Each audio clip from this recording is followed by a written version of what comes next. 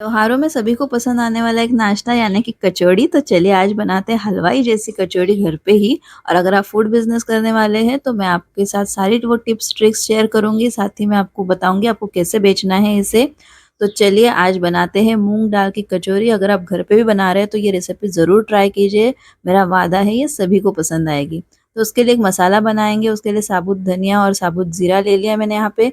उस पर मैंने डाल दी है लाल मिर्च और उसके ऊपर हमें डाल देना है थोड़ी सी काली मिर्च और साथ ही मैं ले रही हूँ सौंफ। तो ये देखिए कुछ चीज़ें ले ली है हमने और इसे हमें गरम करना है धीमी आंच पे, थोड़ा ही, ज़्यादा नहीं, मतलब इसका रंग बदलने तक नहीं करना है, थोड़ा हल्का गरम कर लेना है। फिर इसे हमें ठंडा करना है और हम इसे ग्राइंड कर लेंगे। तब तक चलिए दिखाती हूँ मैं आपको मूंग दाल जो मैंने भिगो के रखी थी। तो मैंने 4 घंटे के लिए मूंग दाल को अच्छे से भिगो के रखा था। मूंग दाल मैंने धो ली थी, मतलब 2 से 3 पानी निकाल कर धो ली और फिर उसे भिगो के रखा था। अब उसका जो सारा पानी है ना वो हमें निकाल लेना है, इसलिए मैंने इसे स्ट्रेनर में से स्ट्रेन कर लिया है। अब एक मैंने कढ़ाई या पैन ले लेना है, उसमें लेना है तेल और उसमें हम डालेंगे हींग। साथ ही अब जो मसाला हमने कूटा था ना यानी कि ग्राइंड कर लिया था वो डालेंगे। तो ये मसाला बहुत इंपॉर्टेंट है, इससे कचौरी में बहुत बढ़िया फ्लेवर आता है। तो इसके जगह पे आप कुछ और मत करिए, मतलब साबुत मसाले भी हम आगे इस्तेमाल करने ही वाले हैं। अब यहाँ पे मैंने डाल दिया है अदरक और मिर्च का पेस्ट। तो अदरक को थोड़ा-सा ना भून लेना होता है क्योंकि उसका कच्चापन जो है वो ना रहे। तो 1 मिनट भूनने के बाद मैं इसमें डाल रही हूँ बेसन और ये है इम्पोर्टेंट टिप। अक्सर लोग ना यहाँ पे गलती करते हैं, 1 आध चमचा बेसन डाल देते या तो नहीं डालते। लेकिन यहाँ पे मैं देखिए कितना बेसन डाल रही हूँ। मैंने आधा कप जितना बेसन इसमें डाला है और यही हलवाई जो लोगों की ट्रिक होती है, मतलब जो हलवाई बनाते हैं ना, उनकी अलग लगती है, उनकी अच्छी लगती है, उनमें बाइंडिंग होती है अंदर। वो सारी चीज़ें इसी की वजह से। तो आप अगर बना रहे हैं तो इसे ज़रूर इसी तरह इस्तेमाल कीजिए।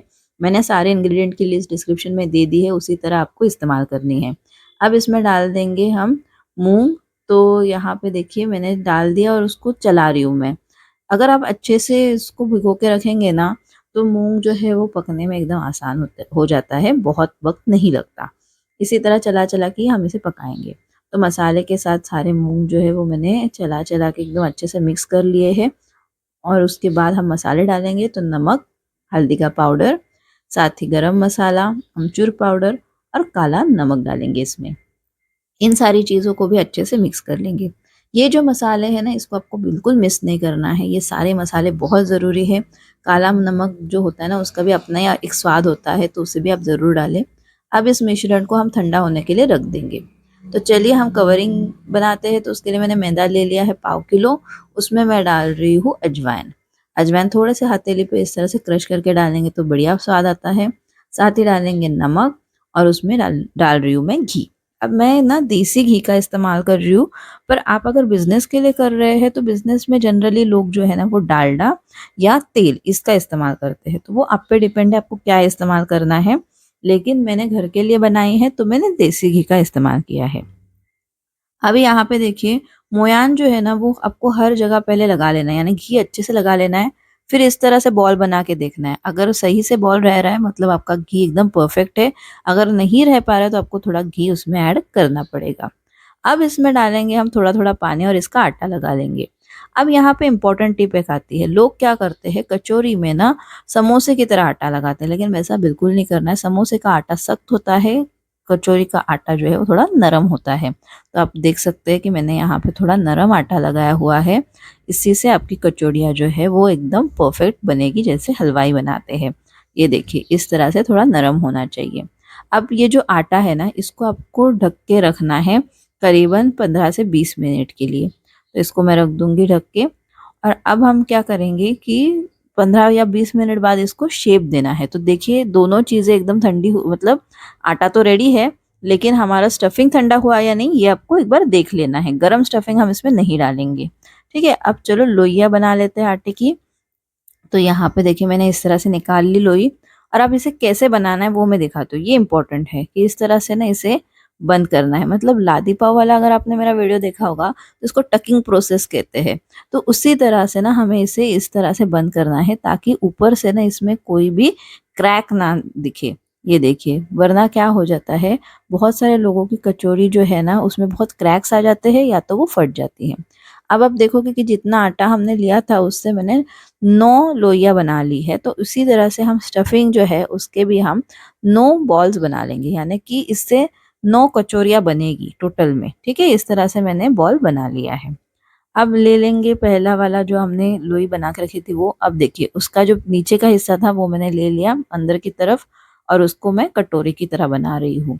अब यहाँ पे इम्पोर्टेंट टिप ये आती है कि बीच में से थोड़ा मोटा रखना है और साइड से हमें इसे थोड़ा पतला करना है। बस इतनी ही इम्पोर्टेंट टिप है, बाकी सारी चीज़ें आप जैसे करते हो वैसे करनी है। लेकिन एक और चीज़ मैं आपको बताऊंगी आगे कि क्या करना है हमें, वो भी बहुत इंपॉर्टेंट है। अब इसमें हम डालेंगे स्टफिंग। तो ये जो है वो एक मैंने बॉल इसमें रख दिया। अब इसको बंद करना है। बंद करने की एक टेक्निक है जो कि बहुत इंपॉर्टेंट है, मैं आपको बताती हूँ कैसे करनी है। तो ये देखिए सब तो हमने प्रैक्टिस की तरह इसको एकदम बंद कर दिया पहले, जैसे हम पैटीस वगैरह बनाते हैं। अब इसको ना इस तरह मोदक जैसे बनाते हैं ना वैसे बंद करना है, मतलब इसमें कम से कम क्रैक्स आएंगे और आपकी जो कचौरी है वो ऊपर से ना फटेगी नहीं। थोड़े फूल के एक हाथ क्रैक भी आ गई ना तो भी फटेगी नहीं। तो इस तरह से आप करिए और फिर इसे क्या करना है हमें हथेली से, मतलब हथेली जो हमारी होती है उसका जो साइड वाला पोर्शन होता है ना उससे हमें इस तरह से कचौरी को शेप देना है ना, बढ़ाना है। ये देखिए इस तरह से। अब इतना करके आपको रखना है, कचौरी तैयार है तलने के लिए। तो आप अगर बिजनेस कर रहे हैं तो ये बहुत इंपॉर्टेंट है कि आप अपने बिजनेस की मार्केटिंग शुरू करिए, क्योंकि अभी फेस्टिव सीजन है, अभी आपका बिजनेस बहुत अच्छे से हो सकता है। कचौड़ी की बात करूँ तो करीबन 90 रुपए इसकी लागत लगी हुई है, यानी एक कचौरी बनाने के लिए आपको लगे हुए हैं 9 रुपए। आप इसे 18 से 20 रुपए में आराम से बेच सकते हैं। सॉरी, एक कचौरी बनाने के लिए आपको लगे हुए हैं 10 रुपए और इसको आप 18 से 20 रुपए में आराम से बेच सकते हैं। तो इस तरह से आप अपना बिजनेस कर सकते हैं। बिजनेस से रिलेटेड ढेर सारे वीडियोस मैं ऑलरेडी डाल चुकी हूँ, वो भी चेक करिए। चैनल को सब्सक्राइब कीजिए क्योंकि अब बिजनेस से रिलेटेड बहुत सारे वीडियोस आने वाले हैं और शॉर्ट्स में भी बिजनेस का आएगा, तो अब वो चेक करिए। तेल गरम कर लिया मैंने, बहुत तेज नहीं गरम करना है। देखिए मैंने छोटा सा डाल के देखा तो उसमें इस तरह से बबल्स आ गए, तो उसके बाद हमने कचौड़ी डाल दी। अब कचौड़ी को फ्राई करने का सही तरीका यही होता है कि तेल को पहले गरम कर लेना है, फिर गैस की आंच जो है वो एकदम धीमी करनी है और फिर हम उसमें कचौड़ी डालेंगे और धीमी आंच पे ही हमें कचौड़ी को तलना है। वो धीरे धीरे इस तरह से ऊपर आने लगती है। फिर जैसे आपकी कचौड़ी ऊपर आ जाए ना, उस पे हल्का सा हम इस तरह से तेल थोड़ा सा उड़ा देंगे, यानी कि ऊपर की परत जो है ना उस पे अच्छे से तेल आ जाना चाहिए। तो ये देखिए इस तरह से मैं कर रही हूँ। अब तक आपने देखा होगा कि मैंने इसे टर्न नहीं किया है तो इसको टाइम लगता है, इसलिए मैं आपको एक सजेस्ट करूंगी कि आप कढ़ाई जो लोगे ना वो थोड़ी सी ऐसे फ्लैट बॉटम वाली लीजिए, ताकि एक साथ ना एटलीस्ट 3-4 कचौरी आप फ्राई कर सके, क्योंकि एक बैच कचौरी के लिए जो आप फ्राई कर रहे हैं ना उसको करीब करीब 20-20 मिनट लग जाते हैं। तो इसीलिए इसमें ही इसका सारा वक्त चला जाता है। तो ये आपने देखा कि किस तरह मैंने उस पर तेल डाला है।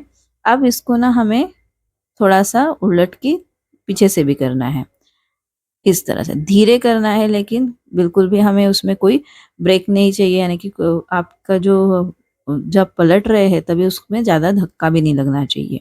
अब देखिए कचौड़ी हमारी एकदम बढ़िया से बन के तैयार हो गई है। मुझे करीबन 20 मिनट तो लग गए इसे फ्राई करने के लिए। अब हम इसे निकाल लेंगे, इमली की चटनी के साथ आप इसे सर्व कर सकते हैं। ऐसे ही बाकी सारी कचौरियाँ हम फ्राई कर लेंगे। तो है ना, मतलब कुछ टिप्स और ट्रिक्स अगर आप देखोगे वो फॉलो करोगे तो कचौरी बन के आसानी से तैयार हो जाएगी। एकदम हलवाई जैसे कचौरी घर पे बनाइए। मुझे लिखकर बताइए कि आपकी कैसे बनी और आपको और कौन सी रेसिपीज़ देखना पसंद है। और ढेर सारे वीडियोज़ आने वाले हैं, बिज़नेस से भी रिलेटेड आने वाले हैं, तो चैनल को सब्सक्राइब ज़रूर कीजिए। मिलती हूँ मैं आपको अगले रेसिपी के साथ एक ऐसे ही अगले वीडियो में, जहाँ पे आपको बिज़नेस और घर के लिए कुछ रेसिपी मिलेगी। Bye bye.